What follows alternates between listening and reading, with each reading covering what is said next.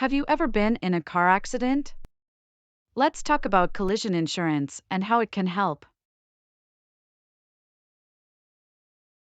Collision insurance covers damage to your car in the event of an accident. It doesn't matter who's at fault. In 2020, the average cost of a car accident was $4,500. Without collision insurance, you'd have to pay out of pocket.